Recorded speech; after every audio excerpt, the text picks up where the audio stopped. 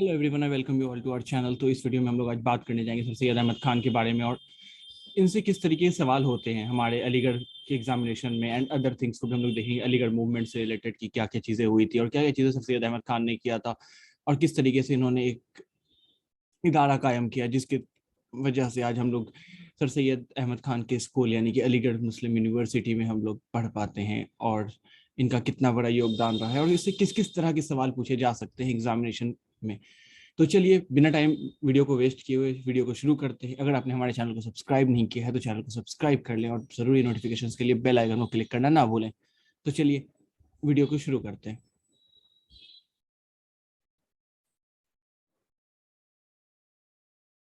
Okay, अगर sir Syed Ahmad Khan की अगर हम बात करें, सर सैयद अहमद खान से दो तीन सवाल तो स्टार्टिंग से ऐसे बन सकते हैं। ठीक है, कि बॉर्न कहाँ हुए, इनकी पैदाइश कहाँ हुई, कब हुई। ठीक है, तो इनकी पैदाइश दिल्ली में हुई। ठीक है, कब हुई? 17 अक्टूबर 1817 को। ठीक है, इनकी डेथ कब होती है? मार्च में। ठीक है, मार्च 1898 में। इनके फादर का नाम क्या था? सैयद मुत्तकी मोहम्मद। तो आपसे इनके फादर का नाम पूछ सकता है। इनके फादर का नाम क्या था? सैयद मुत्तकी मोहम्मद। ठीक है, ये एडवाइजर थे अकबर सेकंड के। इनकी माँ का नाम क्या था? अजीजुन्निशा। अजीजुन्निशा के नाम से ही अभी एक नया हॉस्टल बना है। ठीक है, अलीगढ़ में, ओनली फॉर गर्ल्स। ठीक है, और ये काफ़ी हाईली कल्चर्ड लेडी थी एंड इन्होंने सर सैयद अहमद खान की काफ़ी ज़्यादा केयर भी की थी and all this. Sir Syed Ahmad Khan को दफनाया कहाँ गया है? तो सर सैयद अहमद खान को अलीगढ़ में दफनाया गया। अलीगढ़ में कहाँ पे? जामा मस्जिद के पास में। जामा मस्जिद कहाँ पे है? तो सर सैयद नॉर्थ हॉल है, उसमें है जामा मस्जिद। ठीक है, ये आपके नॉलेज के लिए मैं बता रहा हूँ। ठीक है, तो आपसे पूछ सकते हैं उनका टॉम्ब कहाँ है, इस तरीके से सवाल हो सकते हैं। तो उनका टॉम्ब कहाँ है? तो जामा मस्जिद अलीगढ़ में। इनके मैटरनल ग्रैंडफादर ख्वाजा फरीदुद्दीन। ठीक है, तो इनके मतलब कि मैटरनल ग्रैंडफादर तो ये कौन थे? तो ये सर्व करते थे एज अ वजीर। कहाँ पे? अकबर सेकंड के दरबार में। अब अकबर शाह सेकंड, अब आपको एक चीज आपको ध्यान आ रहा होगा। अ, अभी इसको छोड़ देता हूँ, स्किप करता हूँ थोड़ी देर के लिए। ठीक है, आपको राजा राम मोहन रॉय वाला कहानी आपको याद आ रहा होगा। ठीक है, अगर आपको याद अगर हो अकबर सेकंड की, तो राजा राजा का टाइटल किसने दिया था? राजा राम मोहन रॉय को। तो वो अकबर सेकंड ने दिया था। ये जस्ट फॉर नॉलेज, थोड़ा सा मैं कोरिलेट कर रहा हूँ सो दैट कि आपको याद रहे। ठीक है, और राजा राम मोहन रॉय ने क्या किया था? राजा राम मोहन रॉय ने एक किताब लिखी थी। उस किताब का नाम बताइए जरा, किसको पता है राजा राम मोहन रॉय का? उन्होंने एक किताब लिखी थी मोनोथिस्ट करके। उस बुक का नाम बताइए, full name. His paternal grandfather. ठीक है, तो ये नाना का नाम था ख्वाजा फरीदुद्दीन। उनके दादा का नाम क्या था? सैयद हादी जवाद बिन इमादुद्दीन। तो बिन इमादुद्दीन मतलब कि बिन इनके, मतलब इमादुद्दीन के ये बेटा थे, सैयद हादी जवाद। ठीक है, उसी तरीके से बहुत बार आपको ऐसा कहीं पे दिखा हुआ मिलेगा, सर सैयद अहमद खान बिन सैयद मुत्तकी मोहम्मद। मतलब क्या है? सर सैयद अहमद खान मुत्तकी मोहम्मद के बेटा है। तो ये उनका पूरा नाम नहीं है, लेकिन हाँ, लोग मतलब उस तरीके से लिखा हुआ आपको बहुत जगह मिल जाएगा। तो ये कौन थे? He is also a mansab, highly rank. उनके पास मनसबदारी सिस्टम थी। मनसबदार अब जानते हैं कि उनको घोड़ा वगैरह इन सब कुछ चीज़ों को दिया जाता है। ठीक है, and honorary positions name of Mir Jawad Ali Khan in the court of Alamgir second. ठीक है, इन्होंने अर्ली एजुकेशन अपने किससे लिया है? नाना से लिया है, मैटरनल ग्रैंडफादर ख्वाजा फरीदुद्दीन से। तो इसलिए एग्जामिनेशन में आपसे पूछ सकता है ख्वाजा फरीदुद्दीन। ठीक है, अगर थोड़ा डीप अगर जाता है तो। ठीक है, और वर्किंग कोर्स कहाँ से सीखा? अपने अंकल से सीखा, जिनका नाम था मौलवी मोहम्मद खलीलुल्लाह। ठीक है, इनकी वाइफ का नाम पूछ सकता है, फारशा बेगम। इनके भाई का नाम सैयद मोहम्मद। तो सैयद मोहम्मद आप ऐसे भी नहीं भूलोगे। ठीक है, 1838 में क्या होता है? इनके फादर की डेथ हो जाती है। तो आपसे एग्जामिनेशन में पूछ सकते हैं इनके फादर की डेथ कब हुई। ठीक है, या डायरेक्ट नाम दे देगा कि सैयद मुत्तकी जो थे उनकी डेथ कब हुई। ठीक है, तो आप कंफ्यूज मत होइएगा। ठीक है, तो रिस्पॉन्सिबिलिटी सारी की सारी सर सैयद अहमद खान पे आ जाती है। He accepted a job in the court of sarishtedar में। ठीक है, उसके बाद क्या होता है? 1838 में सैयद अहमद खान इंटर कर जाते हैं, क्योंकि अब इनके फादर की डेथ हो गई। तो क्या होता है कि पहले जॉब ट्रांसफर होता है, जो पहले भी इंडिया में चलता था, अब तो नहीं हो गया, अब तो खत्म हो गया ये चीजें। अब जो भी, जैसे कि आप देख ही सकते हो, अग्निवीर एंड ऑल दिस, ये सारी चीजें। तो entered the service of East India Company and went on to become a judge at a small cause court. तो इनको जज बना दिया small court 1867, retiring from and 1876। ठीक है, और वहां से वो रिटायर हो जाते 1876 में ईस्ट इंडिया कंपनी से, जहाँ पे थे। अब एग्जामिनेशन में ये सवाल पूछता है कि सबसे पहला स्कूल जो है सर सैयद अहमद खान ने कहाँ शुरू किया। तो बहुत सारे लोगों को लगता है गाजीपुर में उन्होंने शुरू किया है, ठीक है। बहुत सारे एग्जामिनेशन में पूछ लेता है, लोगों को लगता है अलीगढ़ में शुरू किया, बट सबसे पहला कहाँ शुरू किया, मुरादाबाद में, ठीक है। पहला स्कूल जो सर सैयद अहमद खान ने शुरू किया वो मुरादाबाद में शुरू किया, सेकंड गाजीपुर में, देन आफ्टर वो अलीगढ़ में आए तो अलीगढ़ में फिर उन्होंने शुरू किया, ठीक है। तो उन्होंने 3 जगह पे, मतलब कि first of all Moradabad, then after Ghazipur, then after Aligarh. तो कंफ्यूज मत होइएगा, कहीं पर भी अगर इससे रिलेटेड कुछ भी क्वेश्चन आता है तो आपको पता होना चाहिए। उसके साथ साथ आपसे ये पूछा जा सकता है कि कौन से ईयर में शुरू किया, कि Syed Ahmad Khan started first school in which year, और आपके सामने 4 ऑप्शंस दे दिया, 1858, 1863 एंड समथिंग लाइक दैट। तो आपको अगर पता रहेगा गाजीपुर और या कुछ भी, तो आप क्या करोगे कि आपको वही मार्क करके आ जाओगे। तो लेकिन उसका आंसर क्या होगा, मुरादाबाद, 1858 में। 1840 में ही रोट जामे जम। 1841 में अपॉइंटेड एज अ मुंसिफ जज। 1841 में ही रोट दीवाने गालिब। तो ये सब ईयर है, आपको एक लाइन से मैंने लिखा हुआ है, ये आपको याद ऐसे ही होना चाहिए। इन 1846 अगर मैं बात करूं सर सैयद अहमद खान की, तो इन्होंने कौन सी किताब इन्होंने जो लिखी है, तो 1840 में लिखी है जामे जम। 1841 में अपॉइंटेड एज अ मुंसिफ जज। तो आपसे पूछा जा सकता है कि when he was appointed as a munsif जज, तो इन 1841, ठीक है। उसके बाद 1841 में ही रोट दीवाने गालिब, ठीक है। इन 1847 सर सैयद रोट असारुस सनादीद। असारुस सनादीद से क्वेश्चन एग्जामिनेशन में पहले भी पूछा जा चुका है, ठीक है। असारुस सनादीद किस चीज से रिलेटेड है ये आपको पता होना चाहिए, कि दिल्ली मॉन्यूमेंट्स एंड आर्किटेक्चर से रिलेटेड है, ठीक है। तो ये कब लिखा गया, 1847 में, ठीक है। तो आप इसको ऐसे याद कर सकते हो, आजादी से 100 साल पहले, ठीक है। असारुस, तो असारुस सनादीद किस चीज से रिलेटेड है, तो दिल्ली मॉन्यूमेंट्स इन सारी चीजों से रिलेटेड, ठीक है। और आपको पता है कि he is a greatest statesman, reformer, thinker, Muslim writer of the 19th century. उन्होंने बहुत सारी चीजें की है, ठीक है। तहजीबुल अखलाक हो गए एंड बहुत सारी चीजें, ठीक है। उसके बाद 1852 में ही रोट सिलसिलातुल मालूक, एक हिस्टोरिक बुक है। उसके बाद 1859 में ही एस्टैब्लिश्ड अ पर्शियन स्कूल एट मुरादाबाद। अभी एक पर्शियन क्लासेस भी आपकी अलीगढ़ में सेटअप कर दिया गया पर्शियन के लिए पार्टिकुलर, ठीक है। डिपार्टमेंट एक अलग से बनाया हुआ है वहीं पे फॉरेन डिपार्टमेंट के बगल में। तो ये चीज, उसके साथ साथ ये आपको पता होना चाहिए, अशबाब बगावत हिंद, ठीक है। तो ये क्या है, the cause of the first revolt. तो इंडियन रिवोल्ट हुआ था 1857 का, जिसको फर्स्ट वॉर ऑफ इंडिपेंडेंस भी कहा गया था, वीडी सावरकर के द्वारा, ठीक है। तो अशबाब बगावत हिंद की किताब सर सैयद अहमद खान ने लिखी, और इसमें इन्होंने बताया कि आखिर क्या रीजन थी, क्या क्यों आखिर रिवोल्ट हुआ 1857 का। ये कब लिखा गया, 2 साल बाद, 1857 की रिवोल्ट के 2 साल बाद। उसके बाद 1860 में रोट है लॉयल मोहम्मदन ऑफ इंडिया। तो 1860 में ये क्या लिखते हैं, royal Mohammedan of India, to prove that Muslim were not disloyal to the British. तो कि वो मुस्लिम जो है ब्रिटिश के डिसलॉयल नहीं है, and to ask the British to end their hostility. और कहते हैं कि ऐसा की थी, तो इसमें क्या चीज था, देखो फर्स्ट ऑफ ऑल कि मुस्लिम्स को हर तरीके से प्रोसिक्यूट किया गया है, ठीक है। आप मानो या ना मानो, ये चीजें आपके हिस्ट्री में, क्योंकि मुस्लिम्स क्या है कि आगे बढ़ चढ़ के बहुत जगह पे उन्होंने पार्टिसिपेट किया है। तो पार्टिसिपेट करने की वजह से क्या होता है कि उनको बहुत जगह पे दावा भी जाता है, ठीक है। उसके साथ साथ 1862 में wrote commentary on the Bible. तो इस कमेंट्री ऑन द बाइबल को हम लोग थोड़ा सा भी हम लोग आगे भी देखेंगे, ठीक है। 1863 में started a Mohammedan literary society in Calcutta. Mohammedan literary society Calcutta में सेटअप की जाती है। उसके साथ साथ 1862 में ट्रांसलेशन सोसाइटी स्टैब्लिश की जाती है। जो काम के उसका काम क्या था, कि ट्रांसलेट करना scientific book of English and the other European language into the Urdu and Hindi. Urdu और हिंदी में कन्वर्ट करना, सो दैट कि जो लोग हैं उसको आसानी से समझ सके, क्योंकि मुस्लिम पीपल्स जो है उसको उर्दू और हिंदी में बताएगा तो वो ज्यादा अच्छे से समझ पाएंगे, वो अपने आप को रिफॉर्म कर सकते हैं। क्योंकि इनका एक बहुत ही बड़ा विजन था, ये चाहते थे कि हम अपनी सोसाइटी को ट्रांसफॉर्म कर सके। आज के डेट में सभी चाहते हैं कि हाँ मेरा अलीगढ़ में एडमिशन हो जाए, जामिया में एडमिशन हो जाए, but what was the reason behind it, क्या आखिर इसके पीछे क्या रीजन था, क्यों आखिर ऐसा था, ठीक है। तो ये चीज है।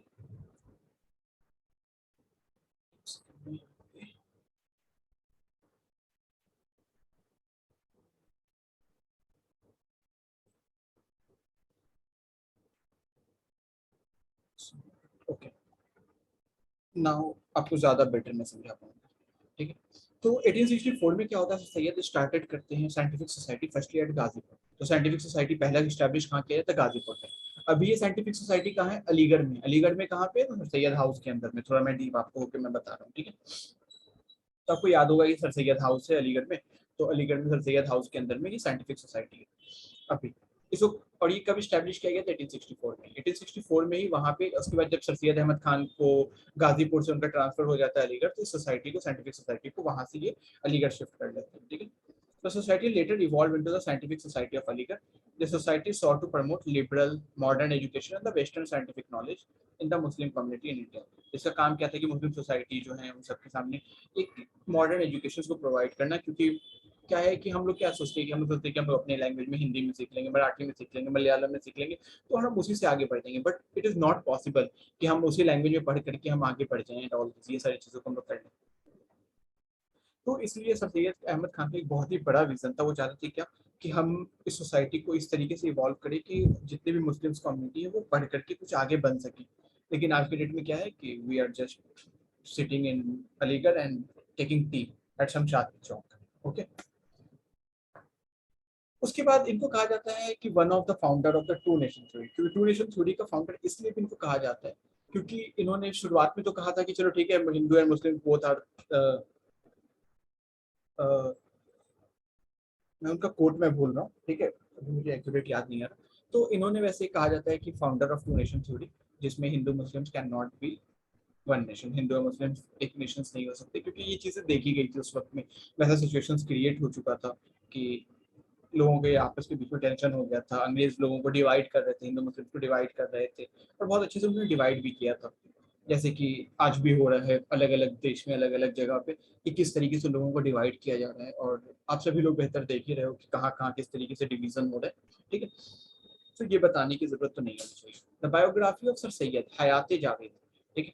तो ये बायोग्राफी है, ठीक है, इन्होंने ये खुद से नहीं लिखी है, ठीक है। Hayat Javed, it was written by someone. तो हयात जावेद में किस चीज़ के बारे में बताया गया? सर सैयद अहमद खान के बारे में, सर सैयद अहमद खान क्या थे क्या नहीं थे एंड ऑल दिस, उनकी उनसे रिलेटेड सारी बातें किसके अंदर है? तो हयात जावेद के अंदर है। Was published 3 year after his death, इनके डेथ के 3 साल बाद पब्लिश किया गया। He was nominated to the viceroy legislative council in 1878, ठीक है। He supported Dadabhai Naoroji, Surendranath Banerjee, S.N. Banerjee in obtaining representation for India in the government and the civil services. ठीक है, तो सिविल इन सब में इन्होंने काफी हेल्प की कि हाँ आप इसमें आगे बढ़िए, आप आगे कुछ कीजिए और ये सारी चीजें।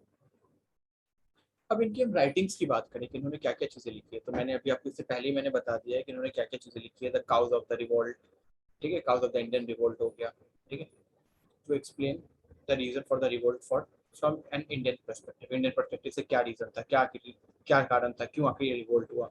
उसके बाद तहजीबुल अखलाक, ठीक है, तहजीबुल अखलाक का भी वहाँ अलीगढ़ में डिपार्टमेंट है। Social reformer in English, ma'am इसको भिगा दीजिए, ठीक है। तो तहजीबुल अखलाक में क्या है? तो तहजीबुल अखलाक जो है ये एक तरह की मैगजीन है जो फाउंड की गई थी, और इसमें क्या किया गया था?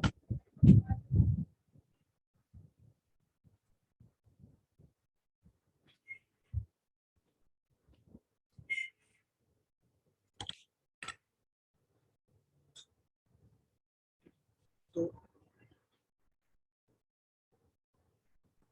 and tried to awaken people's consciousness on the social and the religious issue in very expressive prose. तो ये उन्होंने करने की यहाँ पे कोशिश की, लोगों के अंदर चाह रहे थे कि लोग अवेक हो सके, वो समझ सके, वो चीज़ों को जान सके कि आखिर क्या हो रहा है, किस तरीके से चेंजेस आ रहे हैं। जैसे कि आज की डेट में भी बहुत सारे लोग कर रहे हैं अलग अलग तरीके से, जिससे कि लोगों को अवेयर किया जा सके। The Aligarh institute gadget magazine published by the sir Syed was an organ of the scientific society. तो अलीगढ़ इंस्टीट्यूट गैजेट जो थे ये सैयद अहमद खान के द्वारा ये एक तरीके से, तो अभी ये नहीं चल रहा है, ठीक है। He was a profound booklet of अशबाब बगावती, तो मैंने भी आपको जस्ट बता ही दिया था कि इसमें क्या था, reason for the Indian revolt of 1857, which cited British ignorance and the aggressive expansion policies as the chief cause of the revolt. तो ये आपके काम का नहीं है उतना कि ये तो इसने आपसे पूछेगा नहीं, आपसे ये पूछ सकता अशबाब बगावती हिंद कब लिखा गया, तो 1859 में, ठीक है। इसमें क्या बताया गया? तो 1857 के रिवोल्ट्स के बारे में बताया गया। He also advocated interfaith understanding, ठीक है। He was also a scholar on the Christianity and wrote a book, और ये लिखते हैं commentary on the Holy Bible, ठीक है। तो commentary on the Holy Bible लिखते हैं। उसके बाद Many of the essay he wrote during his time were on the topics like social. शुरुआत में ये सोचे थे कि साइंस एंड रिलीजन इन सबको मिला करके लेकर के चले और उस चीज के ऊपर ये लिखते हैं, बट उसके बाद धीरे धीरे इनको समझ में आने लगता है, ठीक है। उसके बाद अगर हम बात करें तो सर सैयद क्या चाह रहे थे कि वो ब्रिज कर सके इस गैप को। जैसे कि अभी क्या हो रहा है कि रिलीजन को हर चीज में घुसाया जा रहा है, रिलीजन एंड पॉलिटिक्स को मिक्सअप किया जा रहा है, बट पहले ऐसा कुछ भी नहीं था। पहले क्या किया जा रहा था कि रिलीजन एंड साइंस के बीच में डिफरेंस एक लोग को समझाया जा रहा था, लोगों को एक साइंटिफिक नॉलेज उनको दी जा रही थी, जो वो उस तरीके से सोच पा रहे थे, ये सारी चीजें की जा रही थी। उसके बाद Jai Kishan Das, close associate of sir Syed Ahmad Khan, serve as a secretary. तो जय किशन दास को पहले सेक्रेटरी बनाया गया और इनको को प्रेसिडेंट भी बनाया गया सोसाइटी फॉर द लाइफ। उसके बाद अगर मैं बात करूं Aligarh scientific society, scientific society के अंदर लाइब्रेरी है जो अभी कहाँ पे है, तो and a reading room of its own, और उसका रीडिंग रूम भी है, ठीक है। मैं किसी दिन आपको मैं दिखाऊंगा कि क्या है इसमें, ठीक है। इन क्विक क्लास में मैं आपको दिखाऊंगा, मैंने रिकॉर्डिंग कुछ की है वहाँ की, ठीक है। These were books were mainly donated to the society by the different Indians as well as the foreign gentlemen। तो बहुत सारे फॉरेन जेंटलमैन हैं, इन सब के द्वारा प्रोवाइड की गई। जिस तरीके से अगर हम बात करें अलीगढ़ की लाइब्रेरी की, तो अलीगढ़ की लाइब्रेरी क्या है, तो अलीगढ़ की जो लाइब्रेरी है उसमें किस चीज़ के ऊपर बातचीत है, तो अलीगढ़ की लाइब्रेरी में जब आप जाओगे तो वहाँ पे जितनी भी पुराने से पुरानी लेक्चर्स किताबें हैं, और वो एशिया की सबसे बड़ी लाइब्रेरी में से एक है, ठीक है। तो ऐसा है। सर सैयद अहमद खान खुद भी क्या करते थे, डोनेट करते थे लार्ज नंबर ऑफ बुक। जैसे कि बहुत सारे लोगों को बुक पढ़ने की आदत होती है, तो वो क्या करते हैं कि बुक्स को पढ़ते भी हैं और डोनेट भी करते हैं ताकि दूसरे भी पढ़ें, सीख सके उससे, ठीक है। तो ये चीज़ है। तो society subscribe to 44 journals in the magazine 1866 में कितनी जर्नल से 44 थे, जिसमें से 18 English and rest Urdu, Persian, Arabic, इन सब में थे, ठीक है। उसके बाद क्या है, इससे आपसे सवाल नहीं पूछेगा नीचे वाले से।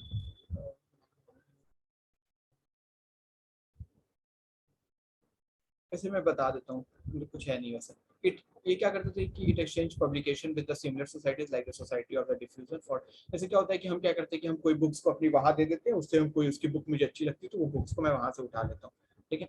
तो क्या होता है कि society for the diffusion of useful knowledge founded by Pandit Harsukh Rai, ठीक है, at Lahore.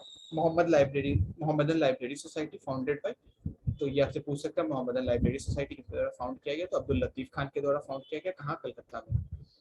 It also exchange its journal with the publication of the Bengal Asiatic society, जिसको सबसे जो कि सबसे ओल्ड सोसाइटी है, ठीक है, बंगाल एशियाटिक सोसाइटी। बट अभी अगर हम देखें तो यूएन वगैरह इन सब रिकॉग्नाइज नहीं करते उस तरीके से, ठीक है।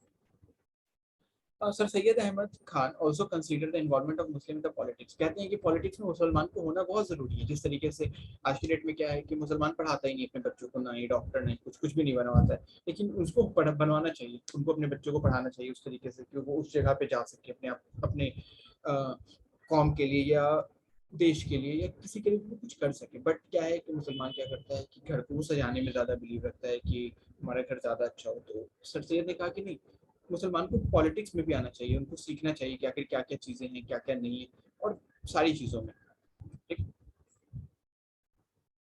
उसके बाद until they acquire the modern education and understand English, और इंग्लिश को समझ सके। He also wanted to form a better relationship between the Muslims and the Hindu।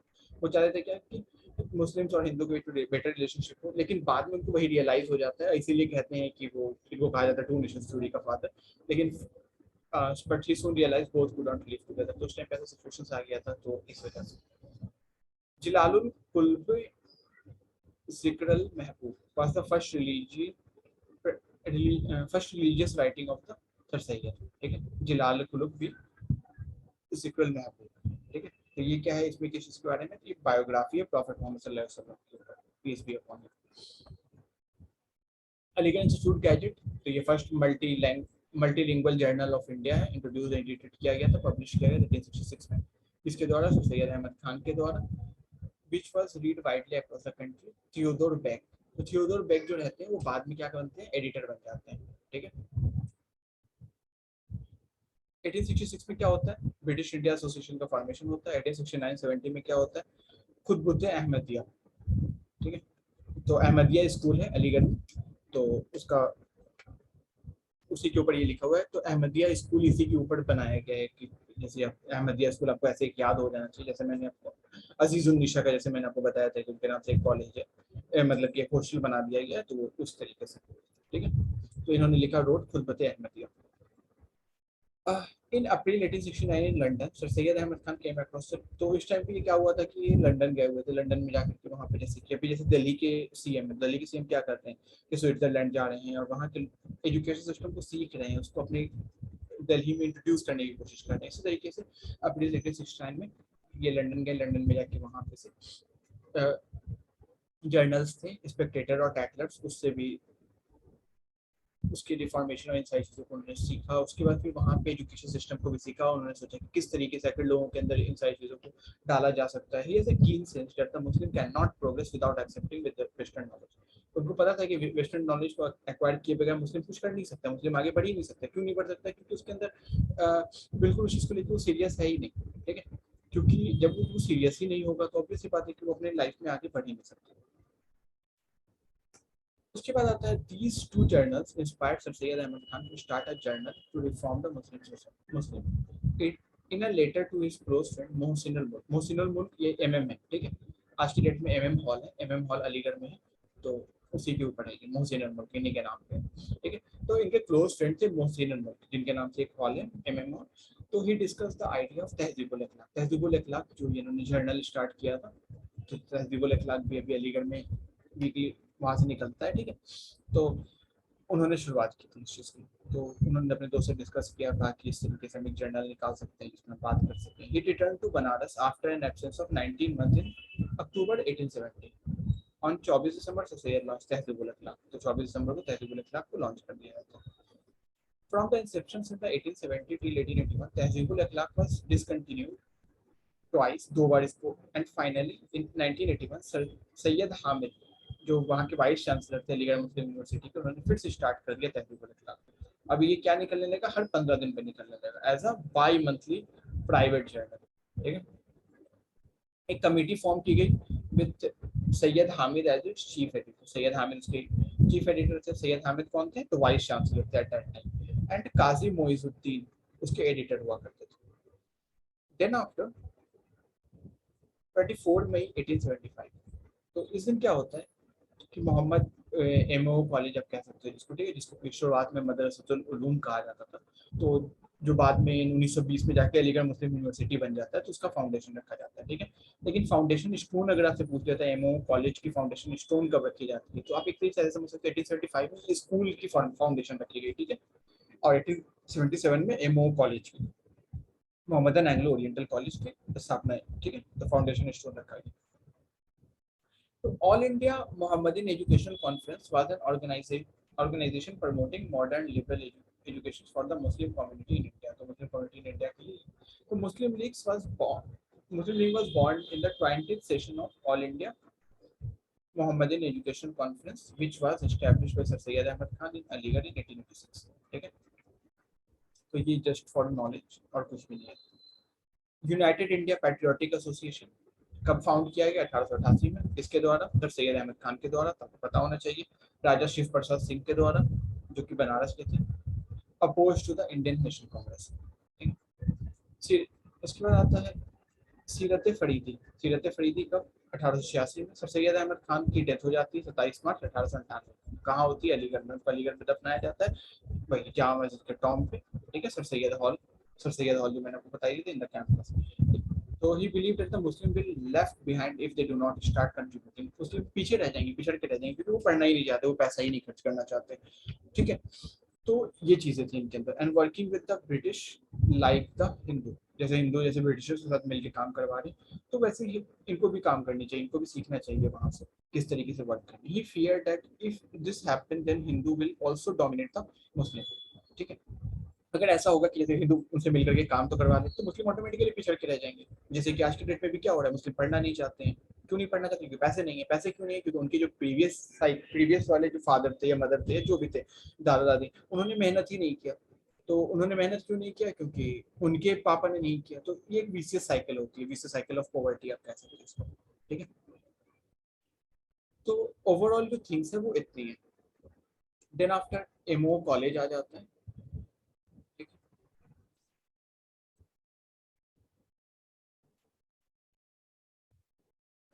अगर मैं एमओ कॉलेज की बात करूं, एमओ कॉलेज का फाउंडेशन कब होता है? 1875 में। फाउंडेशन स्टोन कब रखी जाती है?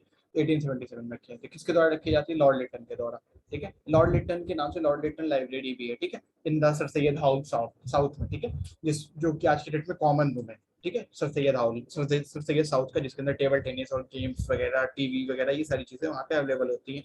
तो ये चीजें, ठीक है। तो फाउंडेशन स्टोन कब रखा गया? 1877 में रखा गया। किसके द्वारा रखा गया? लॉर्ड लिटन के द्वारा रखा गया। लॉर्ड लिटन के नाम से वहाँ पे लाइब्रेरी, मतलब कि लाइब्रेरी पहले हुआ करती थी, अब लाइब्रेरी नहीं है, वो कॉमन रूम बन गया है, ठीक है। आज पूछ सकता है फर्स्ट प्रिंसिपल कौन थे एमओ कॉलेज के? तो वो थे एच.जी. सिडन, ठीक है। उसके अलावा थियोडोर बैक, ठीक है, थियोडोर बैक क्या करते हैं? एच.जी. सिडन जो रहते हैं इनको सक्सीड करते हैं, इसके बाद आते हैं, और the first principal of MO college in Aligarh and serve as principal from 1883 से 1899 तक वो सर्व करते प्रिंसिपल के तौर पे। तो सबसे पहले कौन थे? एच.जी. सिडन थे। उसके बाद कौन आते हैं? थियोडोर बैक आते हैं। और he was one of the secretaries of the Mohammedan defence association. तो एक सेक्रेटरी थे मोहम्मदन डिफेंस एसोसिएशन के, ठीक है। He was the founder of president of the Siddons union club, Siddons union club के फाउंडर थे, ठीक है, of Mohammedan Anglo Oriental college in 1884। Then after MO college की अगर मैं बात करूं तो लॉर्ड मुइर प्रोवाइडेड लैंड, उसके लिए लैंड प्रोवाइड करते हैं। लॉर्ड नॉर्थबुक इंडिविजुअली डोनेटेड 10,000 रुपये to establish MO college. MO college को एस्टैब्लिश करने के लिए वो 10,000 रुपये देते हैं। 1920 में अलीगढ़ में अलीगढ़ मुस्लिम यूनिवर्सिटी को सेटअप कर लिया। एमओ कॉलेज अब क्या बन जाता है? It become Aligarh Muslim university. आपको पता है कि एमओ कॉलेज जो 1877 में जिसकी फाउंडेशन स्टोन रखी गई, वो 1920 में जाके क्या बन जाता है? तो अलीगढ़ मुस्लिम यूनिवर्सिटी बन जाता है। अच्छा, ये पूछा जा सकता है कि फर्स्ट वाइस चांसलर कौन थे एमयू के? तो that was Mohammad Khan. First chancellor of MU was Sultan Begum Jahan, तो सुल्तान बेगम जहां, इनके नाम से सुल्तान बेगम जहां हॉस्टल भी है अलीगढ़ में, ठीक है, जो कौन थी? तो ये रूलर भी थी भोपाल की, और ये बाद में वाइस चांसलर भी बनती है, ठीक है। उसके बाद the first vice chancellor of MU after independence कौन थे? तो सर जियाउद्दीन थे, ठीक है। तो जियाउद्दीन के नाम से जियाउद्दीन एक हॉल भी है। फर्स्ट ग्रेजुएट कौन थे? तो फर्स्ट ग्रेजुएट एक हिंदू थे जिनका नाम था ईश्वरी प्रसाद, 1881 में, एंड बिकम डिस्टिंग्विश हिस्टोरियन, और ये हिस्टोरियन बन जाते हैं 1881 से 1887 के बीच में। 10 ग्रेजुएशन, मतलब कि 10 लोग वहां से पढ़ के निकलते हैं। तो पहले क्या होता था कि पहले जो सर सैयद हाउस हुआ था उसी में ही, जो सर सैयद हॉल जो है उसी के अंदर ही सारी चीजें होती थी, सारा पेमेंट से लेके सारी क्लासेस लेकर के रूम वगैरह जहाँ स्टूडेंट स्टे करते थे, सब कुछ एक ही हॉल के अंदर हुआ करता था। जैसे कि आपको मैंने यहाँ पे बताई थी, कितनी देखो 10 लोग पढ़ के निकले हैं, कितना 7 में, ठीक। उसके बाद अगर हम बात करें in the year 1878 MO college was affiliated to Calcutta university. MO college affiliate था कलकत्ता यूनिवर्सिटी से, लेकिन बाद में क्या किया जाता है? इसको इलाहाबाद यूनिवर्सिटी से एफिलिएट वो कर दिया जाता है, foundation of the Allahabad university 1887। तो अब उतना कलकत्ता से कौन जाएगा? तो the college was affiliated to the MA standard, MA तक के स्टैंडर्ड तक हो गया कि एमए के स्टूडेंट तक यहाँ के पढ़ सकते हैं। 1889 में क्या होता है? यही एफिलिएशन कहाँ तक चला जाता है? एलएलबी स्टैंडर्ड तक चला जाता है। बीएससी की क्लास शुरू कर दी जाती है 1906 में, और 1909 में एमएससी और डीएससी स्टार्ट कर दिया जाता है। सो आज के लिए इतना ही।